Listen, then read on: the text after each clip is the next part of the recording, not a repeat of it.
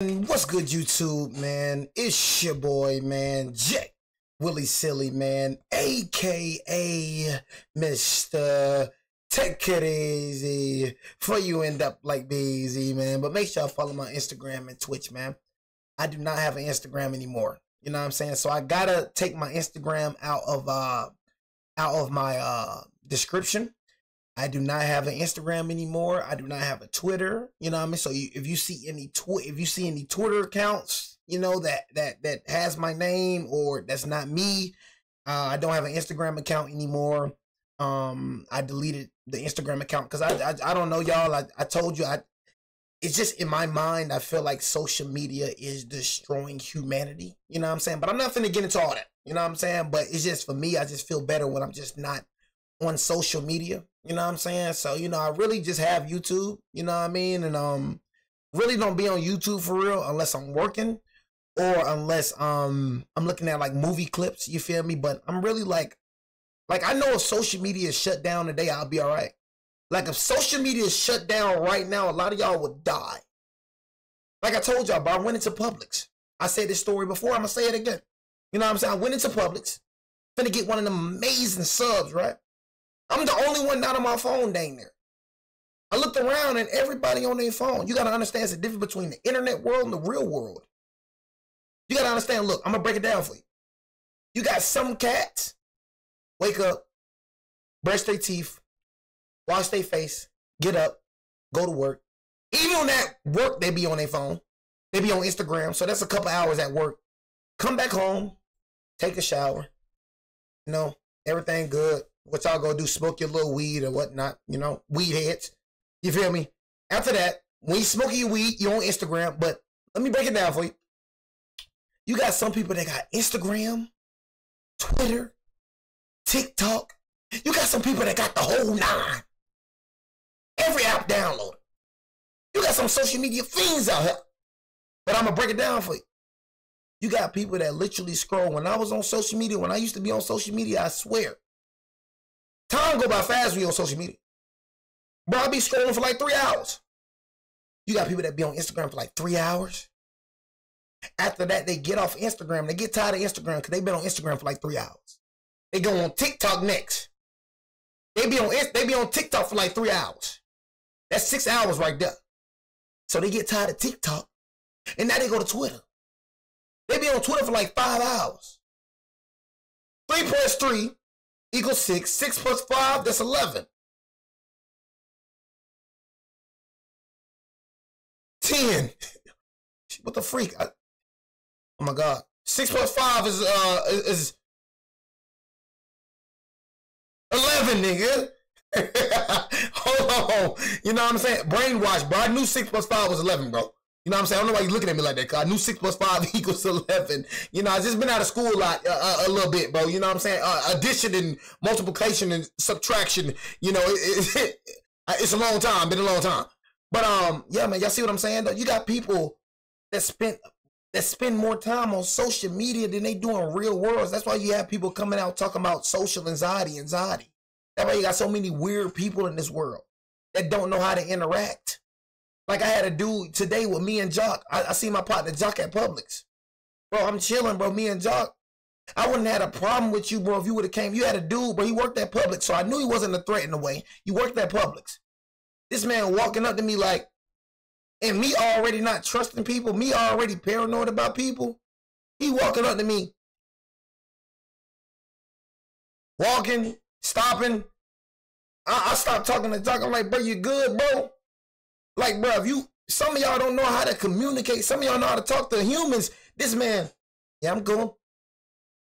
The man started walking behind me. I turn around. Then he just walking behind me, then walking up. I'm like, bro, you're not saying a dang thing. If you want to conversate, if you want to talk, bro, talk, nigga.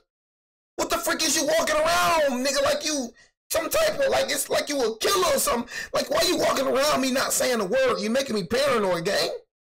So, bro, like, you're the one making it weird. I'm making it weird, bro. I don't know you, bro. And you just come up walking around me, bro. Walking around me, bro. What's wrong with you? But I'm just making that example, bro.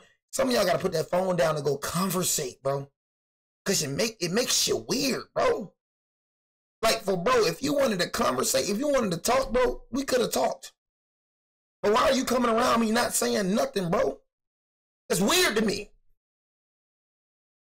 That's all I'm saying. So I got to take the Instagram out of my description. I am not on Instagram. I would never get back on Instagram. Not on TikTok. I'm not on Facebook, and I'm not on Twitter.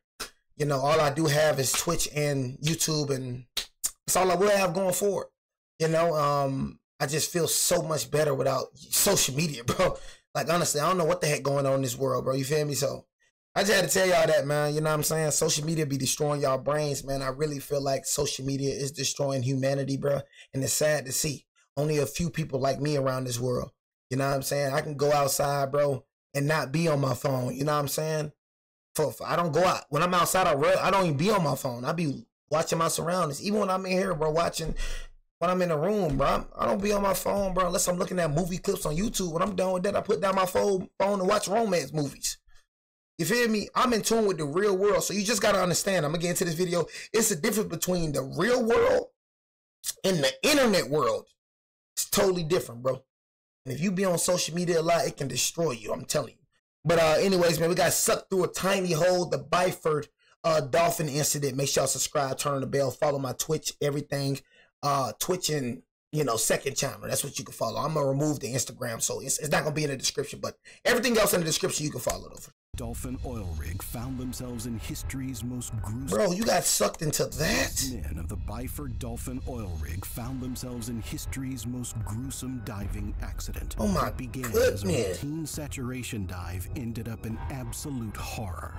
However, only one would make it out, and not without severe Jesus injuries. Christ! On Saturday, November 5th, 1983, while drilling in the Frigg gas field in the Norwegian sector of the North Sea, the divers Roy P. Lucas, Edwin Coward, Truls Hellevik, and Bjorn Ivar Bergeson were tasked with maintenance deep beneath the rig. Assisting them were two brave dive tenders, William Cramond and Martin Saunders. Truls Hellevik and Bjorn Bergeson descended to a depth of 295 feet for maintenance on the bottom frame of the drilling structure. The ability to reach such depths in the middle of the ocean like that? Use of a diving bell, which could be connected to a set of chambers where the divers temporarily lived. Unlike other divers, they spend up to 28 days in a cramped, high-pressure chamber, working, eating, and sleeping. On the Byford Dolphin, oh my God, bro, what? Chamber, working, eating, and sleeping. On the Byford, you must be out your day, man. Look at this. I don't understand. Like, oh my God. Like, look at this. You in the middle. Like, what? You think I'm finna do this, man? I don't care how much money it is in the world. No money is worth my life. I don't give a dang, bro. This right here is risking your life every single day. You don't have control over the ocean. This is just something that you don't have control over, bro. You don't have control over it. I am in the middle of the ocean, bro. Look at this. I don't give a dang how much you paying. I'm not going out there, gang. Dolphin, the oil company, expected the divers to work long 18-hour shifts on barely 3 hours worth of sleep before forcing them to work again. The pay was excellent, often averaging $30,000 to $45,000 per month. I don't give a The work environment was claustrophobic and challenging. The oil rig relied on hundreds of crew members to work very hard at the same time, but they had no idea what was about to happen. The four divers' routine procedures would soon become a nightmare. As they entered the pressurized living chambers, the bell chambers consisted of Chamber 1, Chamber 2, an escape capsule attached on top of a lifeboat, and a trunk that was connected to the diving bell. The bell would then clamp onto this trunk as the two diving tenders, William Cramond and Martin Saunders, operated it from the outside on the rig. The pressurized chambers were stationed on the rig, while the diving bell could be separated to descend to the required That's what you got depth. sucked into? This setup allowed for the optimal utilization of time and resources, streamlining the transition between the high-pressure underwater environment and the pressurized living quarters. When diving below the surface of the water, pressure is a diver's worst enemy. Ambient pressure increases by approximately 1 atmosphere for every 33 feet of water depth. Each additional atmosphere adds a crushing force equivalent to 14.6 pounds per square meter on the body. That's what I be telling people. I don't believe in space. I'm sorry.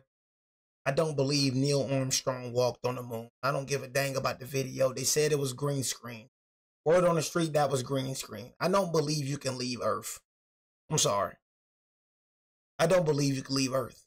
Why nobody else left Earth? So he's the only dude that could walk the moon? I'm just saying, like, I feel like space is the ocean. That's just me. I don't feel like no human can go to the moon.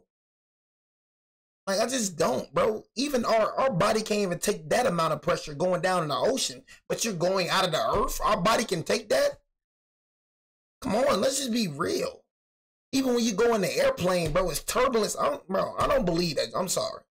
Word on the street, man. Look, I seen the video. They asked Neil Armstrong to put his hand on the Bible if you walk the moon.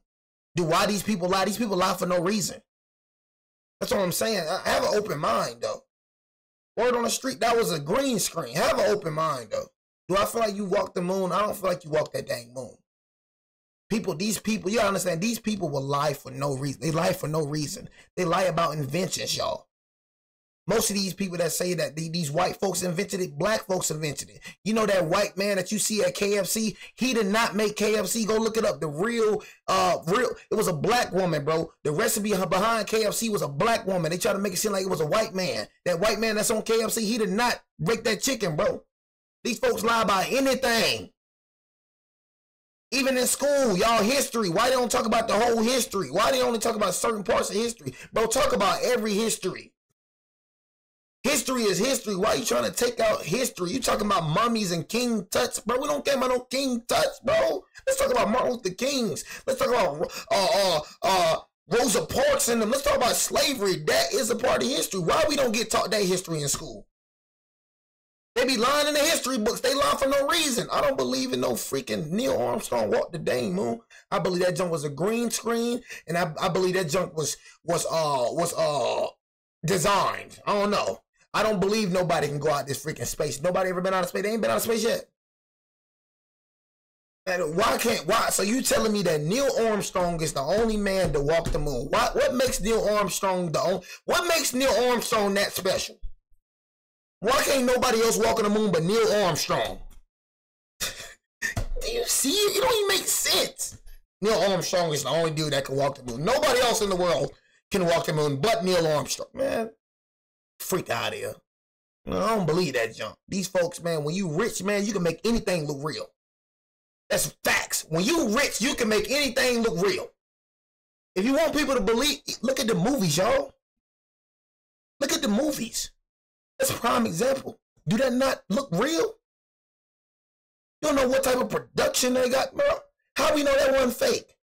How do we know this man wasn't walking in the green screen? How do we know it wasn't fake? They make movies look real, so they can't make that look real? Think. We got to have an open mind here. Our body wouldn't even be able to take that much. I don't believe these niggas go into space. I don't believe folks go into space. I do not believe it. I'm sorry. I just don't believe folks go out of space. I don't believe it. I'm sorry. I don't even think our body can take that much. You go out of space, bro? You telling me that you go out to Earth? You can't even go down the ocean like that, but you can go out to Earth, though? Can we think about it, y'all? You try to swim all the way down to the ocean, you know you will explode? Your body can't even take that much pressure. That's what he was talking about. But you can go out to Earth, but you can't even go all down to the ocean? What makes it? Niggas be lying, bro. It just don't be making sense to me. Yeah, I can go out to Earth, but I can't go down the ocean, though. My body can't take going down the ocean, but my body can take going out the Earth. Man, get the freak out of it. The issue with diving is not descending to high pressures, but returning from those depths. The freak out. I don't believe that, Joe. Deep enough, the increasing water pressure causes nitrogen and helium to dissolve. Look, this the real space. Ocean, that's the real space. That's the real space. You want to talk about some space? That's space. Ocean is space. It's barely discovered. The ocean is like 20% discovered. That's the real space. You know what I'm saying? That's why they don't go down that mother effer. They don't go down that mother effer. The last time them folks in that submarine tried to go down that mother effer, what happened to them? They ain't come back up, did they? That's the real space. We don't know what the heck under there. You do not know what the heck is under the ocean. But you probably got mermaids, all type of stuff. I do not play with that ocean. That's space for real. Submerged deep enough, We don't know what the heck down there. water pressure causes nitrogen and helium to dissolve into the I'm telling you. bloodstream, saturating it in proportion to the rise in pressure. This saturation occurs as the divers breathe a specialized mixture of gases inside the chambers, typically including helium and oxygen, known as heliox. This mixture is adjusted based on the depth of the dive, hence the term saturation diving. If divers resurface too quickly, the rapid pressure release leads to decompression sickness, or the bends. The condition forces... Thought I was lying? Bro, I know what the freak I'm talking about, bro. I'm not dumb, bro. I just have an open mind. You got a closed mind. You just believe everything you see. You one of them niggas that believe everything you see. You believe everything you see, gang? And that's a foolish person to believe everything you see. The people that literally be caught for lying and lying and lying, you believe them? You gotta have an open mind, bro. You gotta realize this world is being ran by liars, bro. Just be real, bro. I'm just being honest with you, bro. You gotta have an open mind. Stop believing everything you see. Just start trying to add 2 and 2. It's not that hard, bro. It's not that hard to figure out these folks be lying. You can't believe everything you see. You believe everything you see, you are a fool. Release leads to decompression sickness. Did I just say, bro, you go down there, what I say, if you go down all the way to the ocean, what your body gonna do is gonna explode. I just said that, right? What the heck I be talking about? I ain't no dumb dude, bro. Like I said, I don't believe Neil Armstrong walked that moon. I don't give a dang what it said. I don't believe you went to the moon, gang. I don't give a dang. Why you didn't put your hand on the Bible then? When that man asked you to put your hand on that Bible, why you didn't put your hand on the Bible then? Divers resurface too quickly. Nigga, you know you want that moon. Pressure release leads to That nigga ain't want that moon. sickness, or the bends. The condition forces the dissolved nitrogen in the bloodstream to become a gas again, forming nitrogen bubbles throughout the body. The bends can cause nausea, dizziness, severe joint pain, paralysis, and even death. The only way to prevent decompression sickness is to cautiously return to the surface, allowing sufficient time for the nitrogen to diffuse naturally. However, the oil industry isn't known for its patience. On this routine day, the life support technicians ensure that... Man, nigga, you better be patient with me tonight, nigga. I'm saying, bro, I ain't finna die for no money, bro. I ain't gonna cap. Tell me you ain't known for your patience, man. F all that. You feel me? I'm saying all that patience and all that, man. Hey, bro, I don't give a dang how much. I can make $100,000 a month. I ain't doing that, John. I don't give a dang. I ain't a dude that's ran by money. I ain't doing it. Air composition in the hyperbaric chambers matched what the divers needed to breathe underwater. At the same time, the dive control team operated the diving bell, which they raised and lowered on a crane as they monitored the divers' activities. At 4 a.m., Truls Hellevik and Bjorn Bergeson had just completed their maintenance work at a pressure of 9 atmospheres required for a depth of 295 feet and ascended back to the surface using the diving bell. Upon reaching the surface, the diving bell needed to be reattached to the diving chambers, both operating at the same atmospheric pressure. Meanwhile, on the surface, Roy Lucas and Edwin Coward were resting, ready to take over the next shift when Truls and Bjorn returned. One of the most crucial roles in saturation diving belongs to the tenders, who assist with deploying and retrieving the umbilical. The umbilical is the physical lifeline of the divers, a thick line connecting the diver's air supply and communication with the surface. In the past, tenders were also responsible for docking the diving bell to the pressurized living chambers, as was the case on the Byford Dolphin. The tenders hold the lives of their diving comrades in their hands. However, they were already working for over 12 hours. 12 hours? The two experienced tenders, William Crammond and Martin Saunders, were ready to connect the diving bell back onto the hyperbaric living chambers as Truls Hellevik and Bjorn Bergeson returned from the depths. Crammond successfully connected the diving bell to the living chambers and safely deposited Bjorn Bergeson and Truls Hellevik in Chamber 1. This diving team had repeatedly performed the process and knew it by heart. Under normal circumstances, depositing divers into the rest area and removing the diving bell was reasonably straightforward. It goes like this. 1. Close the diving bell door, which would have been open to the trunk. 2. Slightly increase the pressure in the diving bell to seal the bell door tightly. 3. Close the Chamber 1 door, which was also open to the trunk. 4. Slowly depressurize the trunk until it reaches a pressure of 1 atmosphere. 5. Open the clamp to separate the diving bell from the chamber system. Suddenly, all hell broke loose. Crammond opened the clamp, causing a chain reaction that violently decompressed the chambers.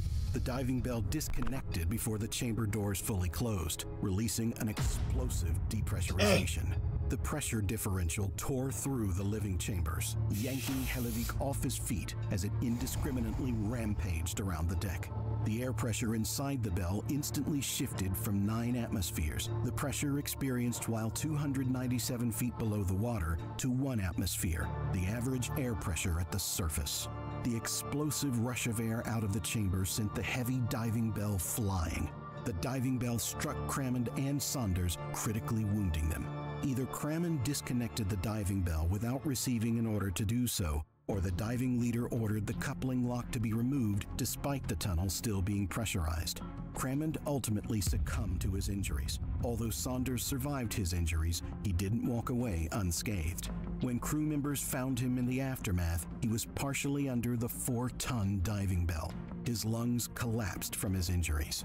He also suffered from 3 fractures in his back and a broken neck. But the fate of the 4 divers inside was far worse. While it's impossible to confirm this, the speed of the violent and unplanned decompression gave the 4 divers an instant and painless death. Decompression like this is a death sentence, and no one would or could survive. One difference between the recent Ocean Gate disaster and the Byford Dolphin incident is that the divers' remains weren't lost to the sea. Knowing what precisely happened to these poor, unfortunate souls provides little comfort, and very real images of the torture their bodies went through, which can still be found in the official reports of the incident. The divers never once realized what happened to them, nor felt the terrible effects of their horrible deaths. Despite their proximity to the door, Lucas, Coward, and Bergerson's blood boiled instantly in their bodies as enormous amounts of dissolved nitrogen suddenly returned to their gaseous state. The divers died instantly. Fat accumulated and solidified in their arteries, veins, hearts, and livers. The explosion of force from the gas expansion scattered the blood and the bodies of the divers throughout the inside of the chamber. While the events left Lucas, Bergerson, and Coward unrecognizable, Hellevique suffered the worst death since he was the closest to the connecting door. The pressure equalization caused the door to Chamber 1 to partially jam, causing Hellevique's body to be forced through a small 24-inch crescent-shaped opening with a tremendous force of 25 tons. Unable to fit through, the sheer pressure resulted in the horrifying outcome of his internal organs bursting out of his body through the opening.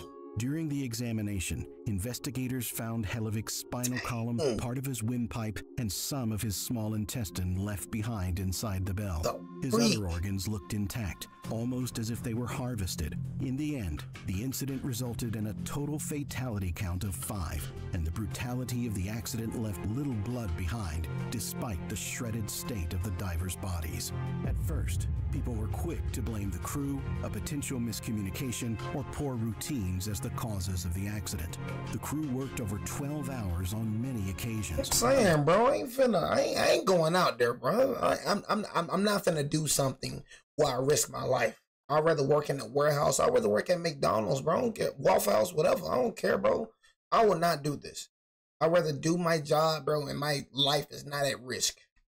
You know what I'm saying? I don't give a dang. My life is worth way more than, to me, my life is worth way more than $35,000 a month. My life is undescribable. My life is unpayable.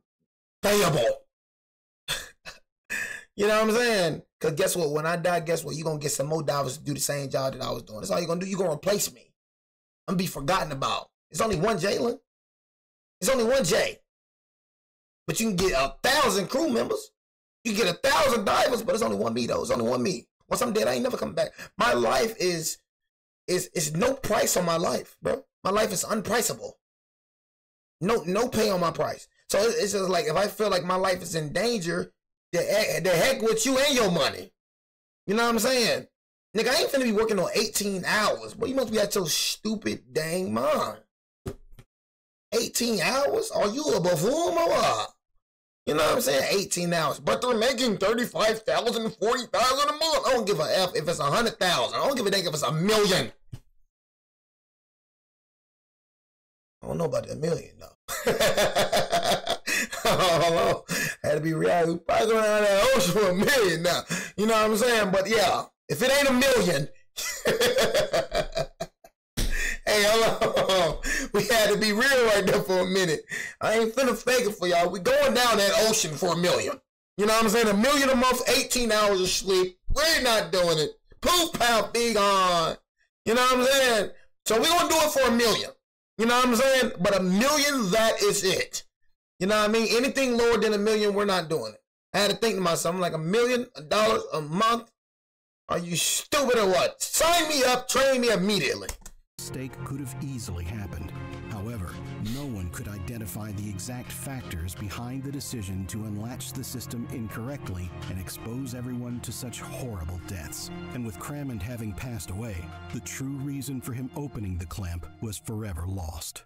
To minimize the considerable risks, only flawless execution of every operation detail, most importantly the pressure-driven transfer, can help crews avoid this catastrophic outcome. However, the North Sea Divers Alliance, a group of activists made up of active divers and the victims' relatives, believed that negligent higher-ups issued the Byford Dolphin divers faulty equipment. They maintained that the pressure chamber system was obsolete, lacking the necessary fail-safes to prevent the disaster. It's important to mention that the crew's equipment during the operation was from 1975 and didn't have modern fail-safe features. One key missing feature was an interlocking mechanism, which would have prevented Crammond from opening the trunk while the bell was still under pressure. As a result, officials revised Norwegian regulations to mandate interlock mechanisms for all bell systems. Still, many people believe the sole cause of the accident was the locking mechanism. Regrettably, it took decades for the Norwegian government, which was in charge of the Byford Dolphin in 1983, to acknowledge their responsibility for the incident and compensate the families of the deceased men. It was only in 2009 that the government provided undisclosed settlements to the families of all 6 victims, including Saunders. According to the report, faulty equipment caused the accident rather than human error. In addition to faulty equipment, the loud environment interfering with communications and unclear orders contributed to the accident. The Byford Dolphin rig was a prominent fixture in offshore drilling for over 4 decades, operating in various locations worldwide. By 2016, they decommissioned the Byford Dolphin rig, ending the saga in the oil and gas industry. Shoot, man, it's a miracle you alive. You the only one that survived? Dang, boy. God hand well on you for surely. But make sure y'all follow my Instagram. I be saying that so much. I don't have an Instagram, bro. I'm sorry. I'm programmed to saying it. Okay, you're gonna take a little use and I give it to you. You know what I'm saying? But no, though, make sure y'all, I'm finna say it again. Jesus Christ. Hey, look, I'm off the video. I'm done. You know what I'm saying? Just subscribe and, yeah, do that.